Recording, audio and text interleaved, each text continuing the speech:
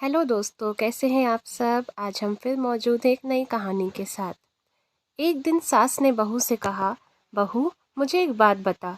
मैं तुझे इतना डांटती हूँ और बुरी बुरी बातें कहती हूँ और तू पलट कर जवाब भी नहीं देती और ना ही गुस्सा करती है, बस हंसती रहती है। बहू को तो जैसे सुनाने के लिए कहानी मिल गई। कहने लगी, माँ जी आपको एक बात बताती हूँ। जब मैं छोटी थी तो मुझे हमेशा ऐसा लगता था कि मेरी माँ मेरी सगी माँ नहीं है, क्योंकि वह मुझसे घर के सारे काम करवाती थी।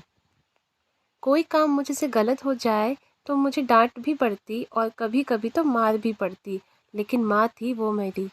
मुझे उससे डर लगता था, कभी कभी गुस्सा भी आ जाता, लेकिन मैंने कभी उन पर गुस्सा किया नहीं। यहाँ तक कि जब मैं कॉलेज से थकी हुई घर आती तो कुछ देर आराम करने के बाद तुरंत मुझे सारे काम करने पड़ते। फिर जब मेरी भाभियाँ आईं तो जैसे मेरे काम और ज़्यादा ही बढ़ गए हों। होना तो यह चाहिए था कि बहू आई तो सारी जिम्मेदारियाँ उस पर डाल दी जाए, लेकिन मेरी माँ ने फिर भी मुझसे ही सारा काम करवाया। कभी कभी तो भाभीियों का काम भी मुझसे करवाए और कहती, कर दिया करो, कुछ नहीं होगा, तुम्हें यह आसानी होगी जब तुम अपने ससुराल जाओगी।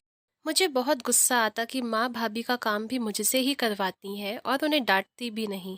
फिर मेरी शादी के 2 दिन पहले मेरी माँ ने मुझे बड़े प्यार से अपने पास बिठाया और कहने लगी, बेटा आज तक समझना कि मैं तेरी सास थी। मैंने तुझे प्रैक्टिस करवा दी है और तुझे बता दिया है कि सास ऐसी होती है, लेकिन अंततः शादी हो रही है। आज से मैं तेरी माँ हूँ। बेटा जब तुम्हारी सास तुम्हें कुछ कहे तो समझना कि जैसे मैं ही डांट रही हूँ। बस यही बात थी माँ जी कि मुझे आपकी बातें बुरी नहीं लगती, क्योंकि मेरी माँ ने मुझे प्रैक्टिस करवा कर भेजा है और आप तो मुझे उतना डांटते भी नहीं जितना मेरी माँ डांट करती थी। इतना कहकर बहू हंसते हुए किचन में चली गई और सास सोचते रह गई, क्या सच में बेटियों का प्रशिक्षण ऐसे ही करना चाहिए। आशा करती हूँ कि कहानी आपको पसंद आई होगी। कहानी पसंद आई हो तो लाइक, सब्सक्राइब और शेयर करें। और इस कहानी पर आपकी क्या राय है हमें कमेंट करके ज़रूर बताएं। कहानी सुनने के लिए आपका बहुत बहुत धन्यवाद।